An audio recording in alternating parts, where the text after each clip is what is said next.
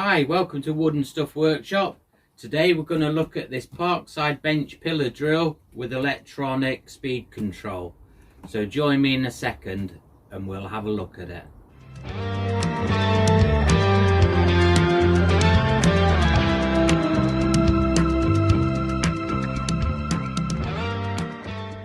So I've purchased this bench pillar drill to see what it's going to be like. It was quite a bit of an outlay for my budget workshop. I don't, everything's done on the cheap.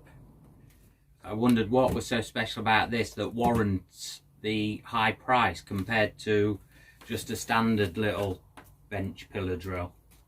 So we'll get in this and take a look at it and give it a bit of a test as well. Right, so I didn't bother showing you unboxing it and putting it together because everybody's seen contents in a box, and it's very simple to put together.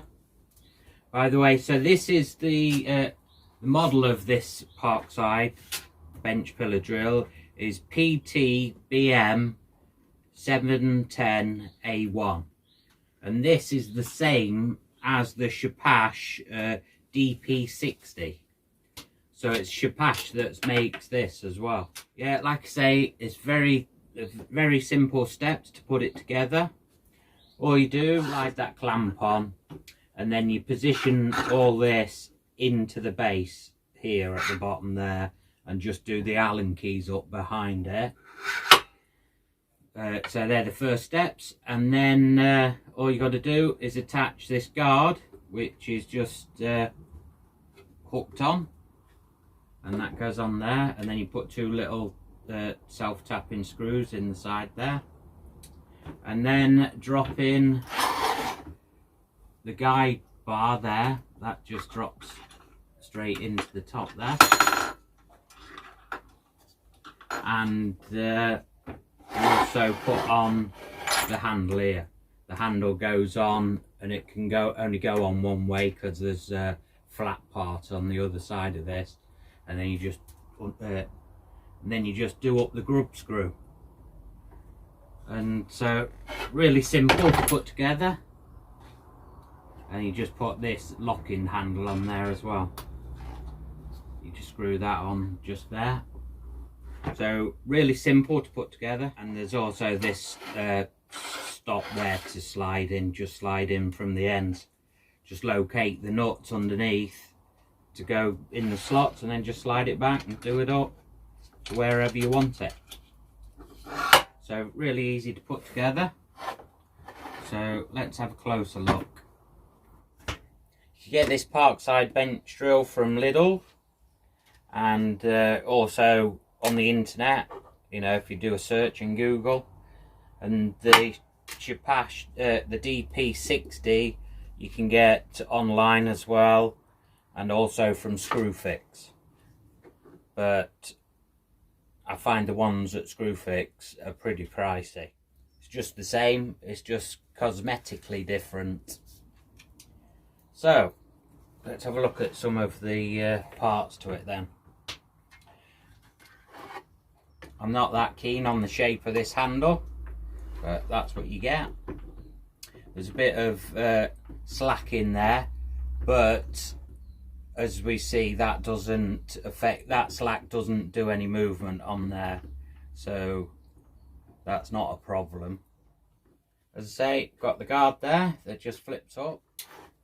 This is a quick change chuck, and it's 1.5mm to a 13mm drill bit capacity. I'll give you a closer look at that in a while. So I've got the quick change chuck there. So this lever there is for your depth, for moving it up on the rail there. So what you do is hold onto the handle, undo that, and then keep hold of this so it doesn't drop, so you can then move it to where you want it to, then you can position it where you want and then clamp it off.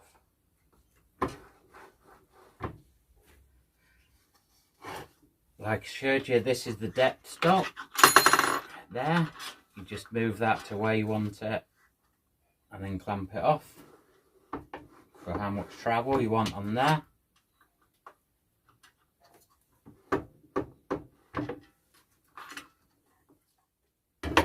Around this side you've got your gears, 1 and 2.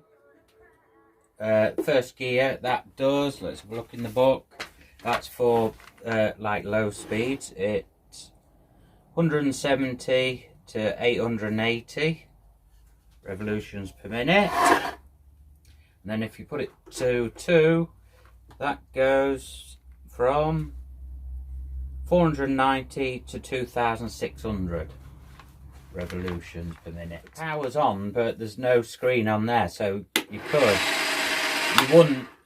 probably won't even know that that's plugged in. But to get this screen up, you have to press this button on the right there. So press it and hold it, and now the screen's coming up. If you hold this right button as well, if you press it again, you get an LED. So there's an LED here.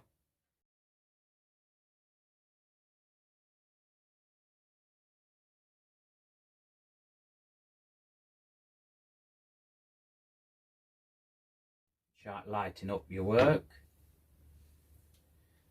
The rev per minute there shows up with your speed that you've got on here, so depending on what gear you're in there. Power it on, showing the revolutions per minute on there, so that's 500 obviously. Then we can turn it up.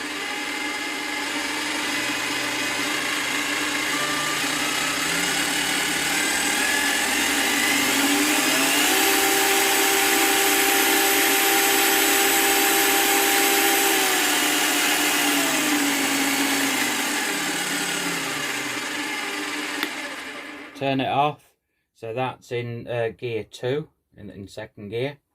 So if we flick that to 1, start it down the bottom, then start that.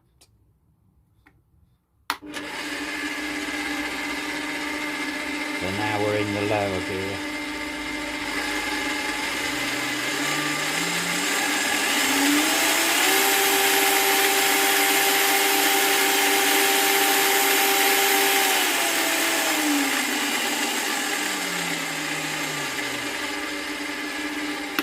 The knobs on here feel very cheap. They're really cheap plastic by the feel of it, which is a bit of a shame.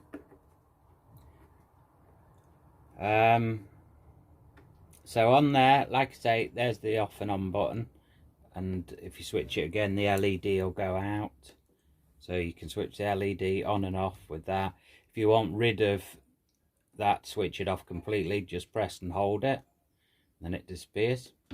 Press and hold it to start it up.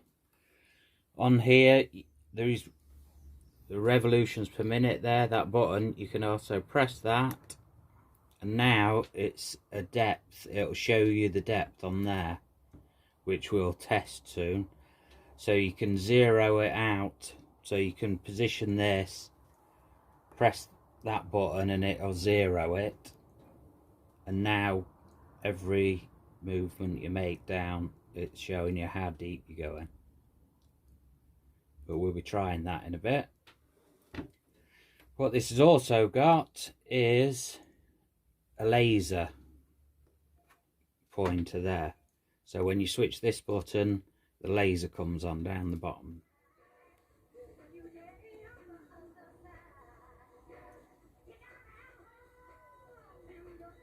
If you can see the cross hairs there for the laser. While we're here, down the bottom here, so this is like a quick clamp.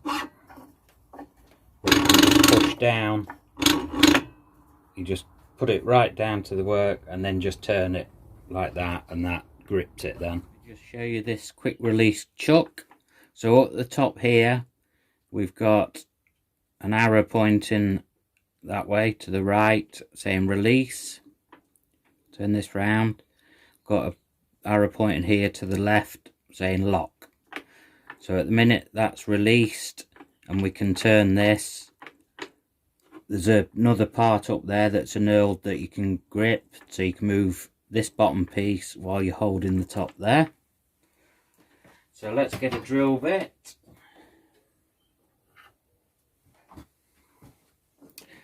So all we do is hold that in place and turn that, and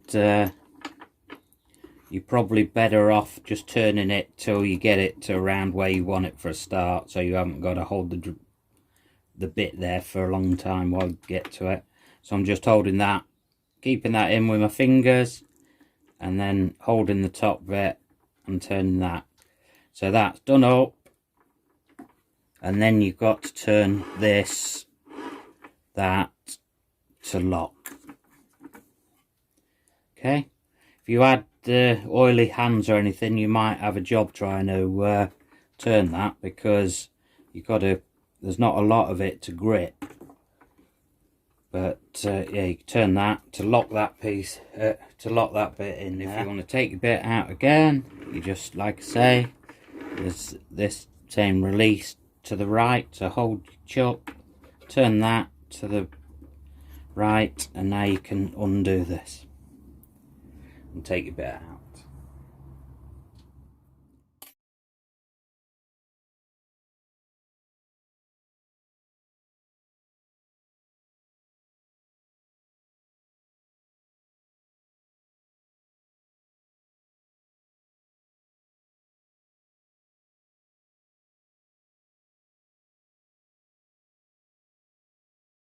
This piece of wood I've got there is 45mm by 45mm.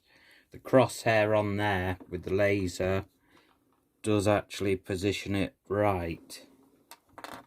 So if I have a mark on here where I want it, drill in and put it under that laser cross at that, at the minute it is in the right position.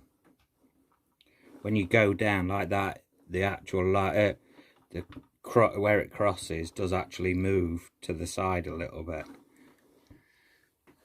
So at the minute, at that height, at the positioning I've got that in, that is correct at the minute.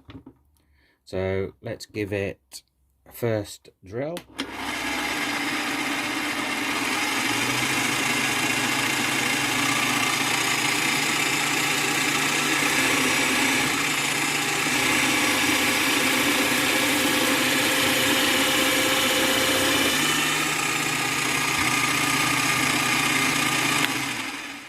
Let's drill some beech now with that. So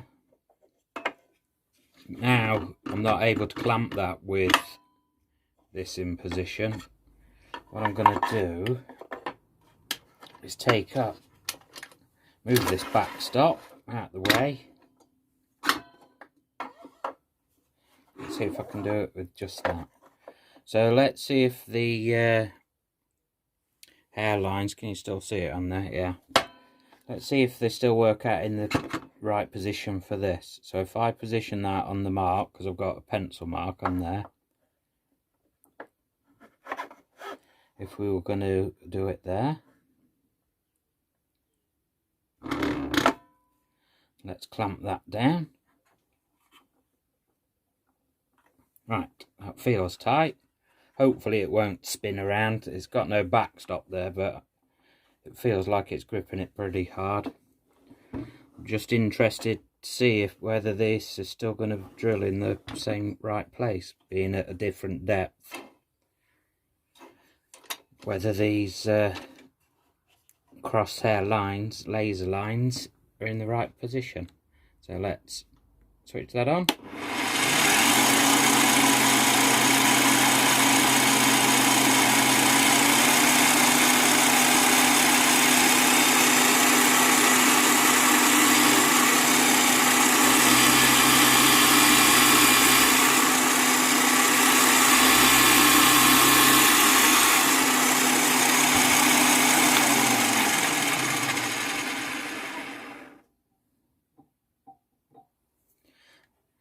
out of interest, I'm going to try another drill bit as well, because I don't know if this drill bit's slightly blunt.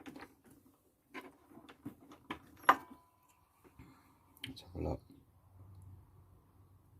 Don't feel too bad, but let's put another drill bit in as well. What size is this one? 8mm.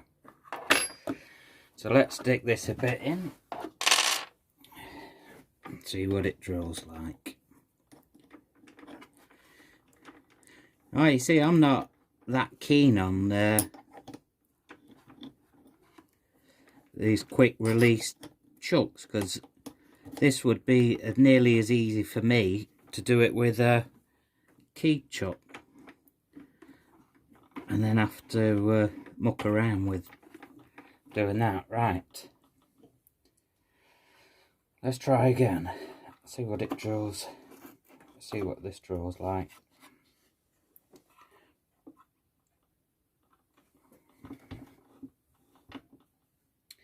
What speed?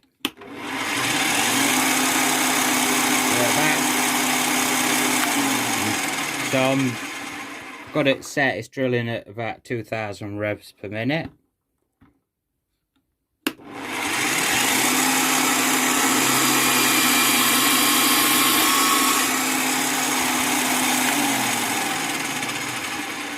That drilled nice actually. What we're going to do here is test the depth gauge on there. The readout 2168.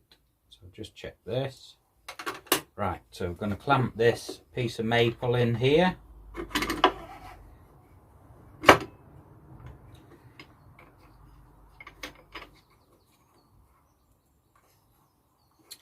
And then we're going to drill, and then what shall we do? 12mm deep.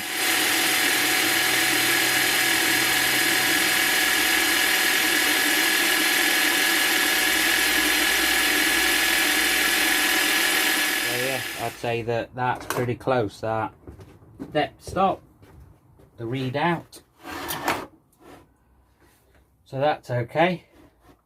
What we need to do now is drill some metal. This section here, steel, we'll try drilling that.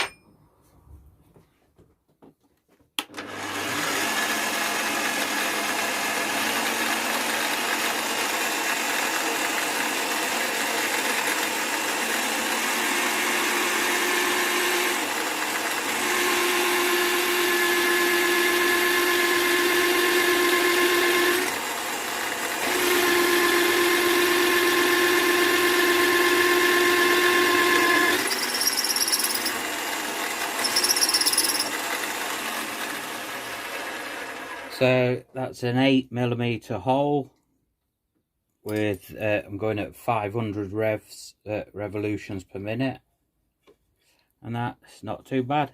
Drilled that okay. Right, so let me just run through a few of the specifications on this. We'll have a quick look at the book.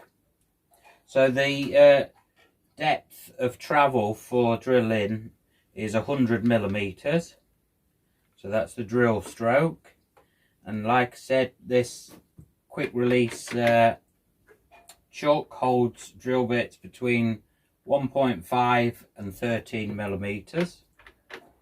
Okay, so in gear 1 you go from 170 revs per minute to 880. And gear 2 for wood is 490 to 2600 revs per minute. So obviously first gear is for drilling steel, and second gear is for drilling wood. And you vary the speed on here to whatever you like, and just look at the gauge on there.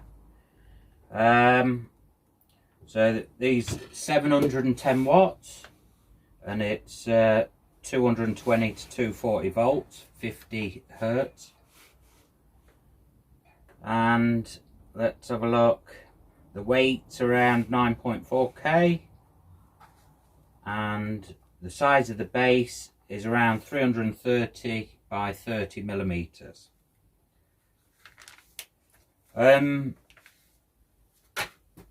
So my thoughts on this, because like I say, I bought this wondering why the price was like it was, you know, thinking why is it so special, you know, to be quite pricey compared to just like a normal pillar drill that I have. Like, so you can pick up the little pillar drills for around £80, and these are a lot more than that.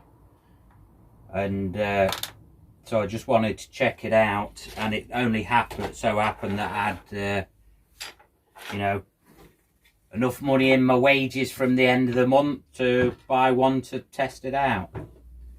So when I first got it out of the box, when I unpacked it, the first thing I got out was the base. And the base is a nice like aluminium milled with a milled top there, and that all looked pretty good and well made. So I thought, oh, things are going well. But then when I get to this, like I've already said, these plastic switches and knobs, they feel unbelievably cheap, and bottle tops on milk cartons feel better quality than what these do. I know that they would have cut down on quality probably of parts to try and get it a bit cheaper for Parkside, because like I say, this is Scheppach that make this, and but yeah, they feel rubbish. So I don't know how long it'll last. The other thing about it, the cord's not very long. The quick release chuck, but you know, it takes some getting used to, because really you want to be getting underneath to see what you're doing to be able to do it. I suppose after time you'll get used to it, but you know, I wouldn't, that makes no difference to me. I would have been as happy, you know, with I'd have been just as happy with the key chuck. The LED light, it don't really show a lot, it don't really shine the position where you're drilling. You get a bit of light around in other places, but you're not going to get a lot from that.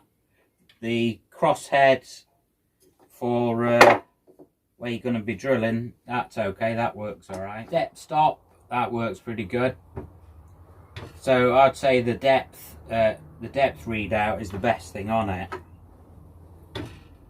and the depth stop is just this bar like any other, and you just put it to where you want, and that's what stops you travel. But this is all plastic,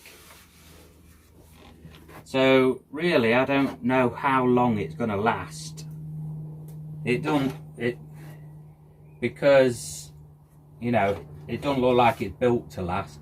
It even says in the book somewhere in here, it says that it's made for the DIYer.